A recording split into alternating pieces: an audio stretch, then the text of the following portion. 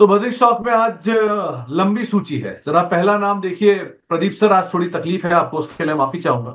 लेकिन जो पहला नाम है वो है बेस्ट एग्रो का। ये कंपनी को एक नया पेटेंट मिला है।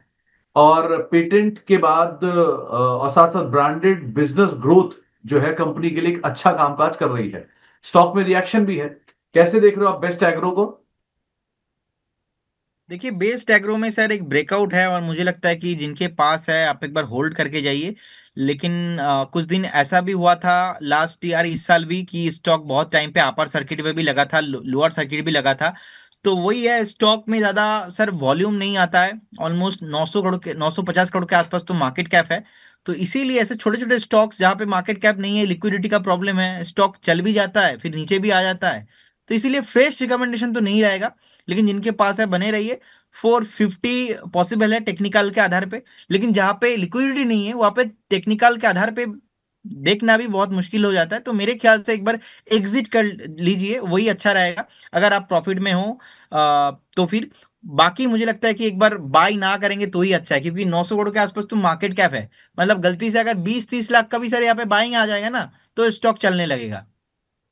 हम्म। अगला नाम है सन फार्मा का। कंपनी ने एक यूएस में एलोपीसिया एरेटा के लिए दवाई लॉन्च की है। और दवा लॉन्च करने के बाद शेयर में रिएक्शन भी है, 2-2.5% की तेजी है। आप कैसे रीड कर रहे हो सन फार्मा को? देखिए, सान फार्मा सर मैं पॉजिटिव हूँ। सान फार्मा अभी उतना रैली हुआ नहीं। इनफैक्ट आज थोड़ा यहाँ पे मोमेंटम आया है।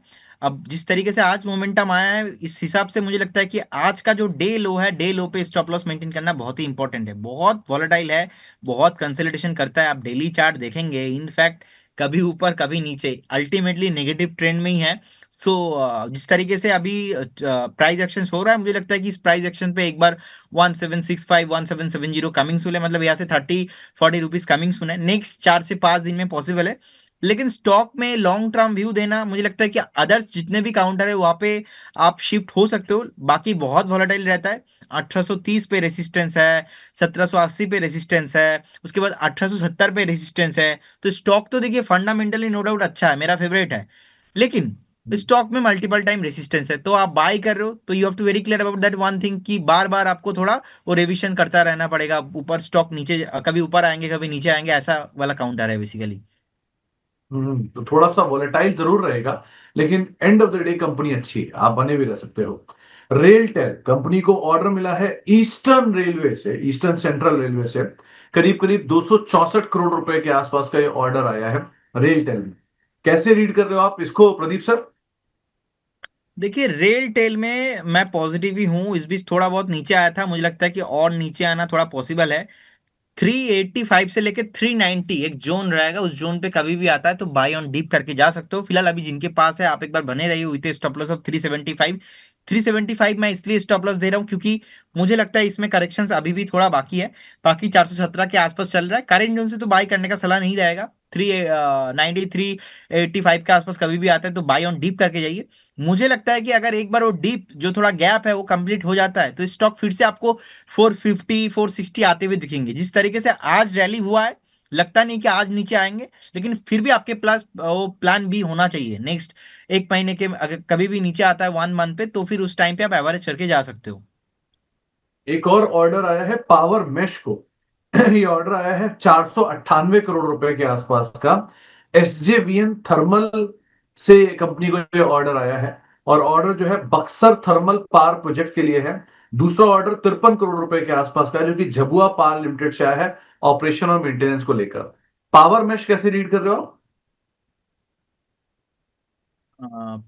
पावर मेच प्रोजेक्ट बताया आपने, राइट? जी। ओके। सो अभी 3272 के आसपास चल रहा है। मुझे लगता है कि एक रेसिस्टेंस के आसपास ही सर जाने के लिए रेडी हो रहा है। तो एक बार 3426 इसके ऊपर अगर सस्टेन होता है तो मुझे लगता है कि एक बार यहाँ पे पॉसिबल है अपसाइड। लेकिन जिस तरीके से रेसिस्टेंस के आसपास आ रहा है, मुझे लगता है कि एक बार आपको हल्का होना भी चाहिए। शॉर्ट टाइम पे व्यू नहीं रहेगा, लॉन्ग टाइम पे मेरे पास व्यू रहेगा। लेकिन लॉन्ग टाइम पे भी 3400 के ऊपर यहाँ पे बाय करने का सलाह रहेगा, अभी नहीं। तो अभी नहीं आपको। लॉन्ग टर्म के हिसाब से 3400 के ऊपर कहीं इस पे आप नजर रखना। अब आते जरा कुछ अर्निंग्स के ऊपर। पहला अर्निंग जो आएगा वो आएगा रैलिस इंडिया। कंपनी का मुनाफा करीब करीब 95 करोड़ रुपए आया है, 48 करोड़ रुपए के सामने रेवेन्यू का नंबर है, और प्रॉफिट का नंबर है। रेवेन्यू 960 करोड़ है, 783 करोड़ रुपए के सामने। नंबर अच्छे आए हैं, स्ट्रांग नंबर आए हैं। प्रदीप सर, रैलिस इंडिया कैसे देख रहे हो आप? देखिए, रैलीस इंडिया पे मैं पॉजिटिव ही हूँ, और मुझे लगता है कि रैलीस इंडिया जैसे स्टॉक्स डेफिनेटली आपका पोर्टफोलियो में होना चाहिए। और जिस तरीके से हमने देखा कि एक बेस बनाया, और बेस बनाने के बाद धीरे धीरे अभी ऊपर आया, और आज का भी देखिए डे हाई बहुत लंबा दिया था वीकली बेसिस पे। सो मुझे लगता है कि एक बार वेट करके जाइए। 364 के आसपास अभी चल रहा है। एक स्टॉप लॉस रहेगा इसमें 340। सो 340 एक स्टॉप लॉस मेंटेन कीजिए, बने रहिए। जिस तरीके से यहाँ पे रैली आया है, मुझे लगता है कि एक बार 385 और 390 तो सर कमिंग सून है।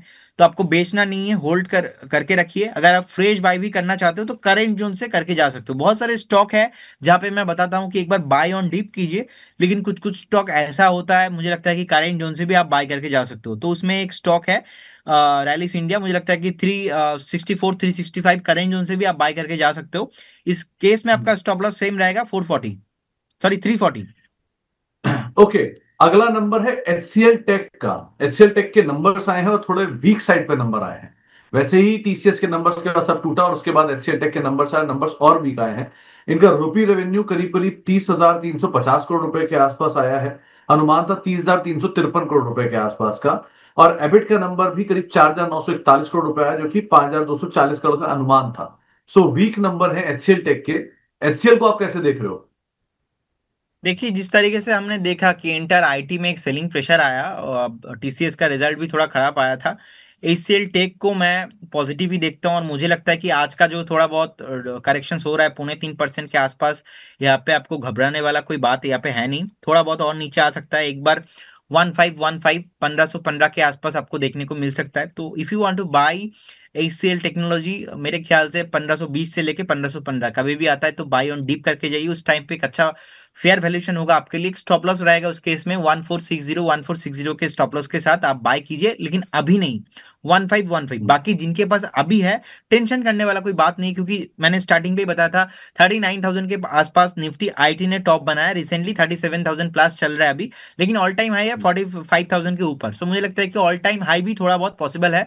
सो उसमें आप देखेंगे टीसीएस जैसे स्टॉक, एसीएल जैसे स्टॉक, इसमें शॉर्ट टाइम पेन हो सकता है। जिस तरीके से जियो पॉलिटिकल टेंशन अभी भी है, कंटिन्यू है, इसका कोई सॉल्यूशन नहीं आया। टैरिफ का जो कुछ यहाँ पे जो है डील नहीं बना। So as per the my interpretation, short time में थोड़ा बहुत यहाँ पे पेन रह सकता है, लेकिन लॉन्ग टाइम में कुछ भी प्रॉब्लम नहीं है।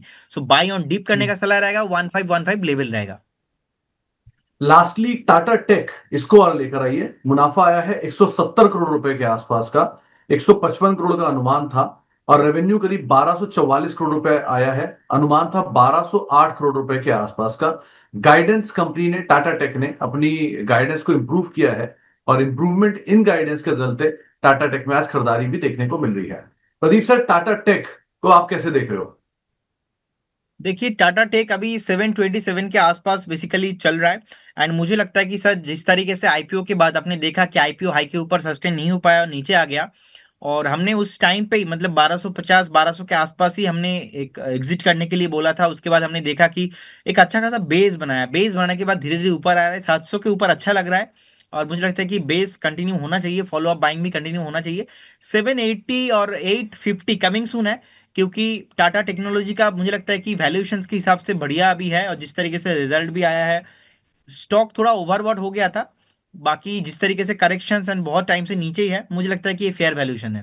तो 625 ओके, आपका स्टॉप लॉस होना चाहिए, बने रहिए। चलिए तो फिलहाल बजिंग को यही समेटते हैं।